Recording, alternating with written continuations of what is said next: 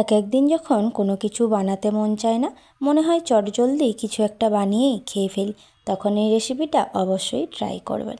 নমস্কার বন্ধুরা, শর্টকাট রান্নাবান্না চ্যানেলে তোমাদের সবাইকে স্বাগত জানাই।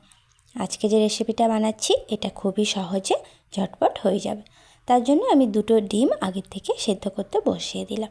যতক্ষণে ডিমটা সেদ্ধ হচ্ছে আমি ততক্ষণে ময়দাটা মেখে নেব। ময়দাটা মাখানোর সময় এর মধ্যে দিয়েছি সামান্য পরিমাণ লবণ আর একটু রিফাইন অয়েল।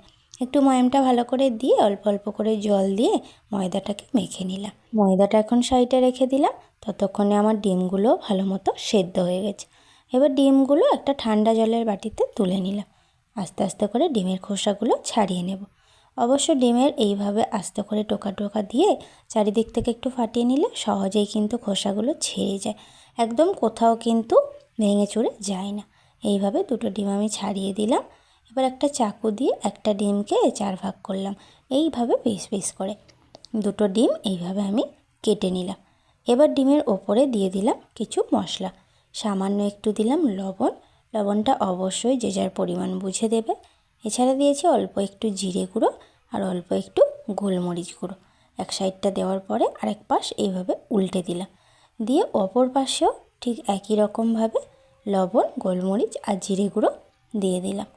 এবার যে ময়দাটা মেখে রেখেছিলাম ওইটার থেকে ছোট ছোট করে লেচি করে নিলাম, ওই লুচির মতো। লেচিগুলো হাতের সাহায্যে একটু চাপ দিয়ে প্লেন করে গোল করে নিলাম। এবার চলো এগুলো বেলে ফেলি। বেলুন চাকির মধ্যে দিয়ে দিলাম কিছুটা তেল।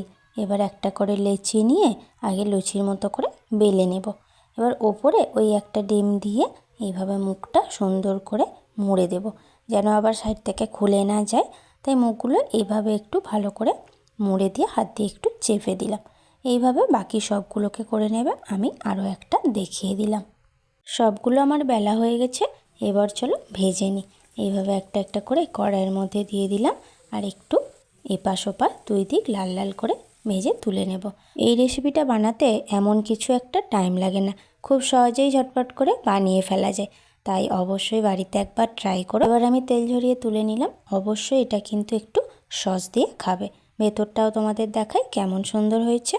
এই ছিল আজকের রেসিপি। আজ তবে আসি, বাই বাই।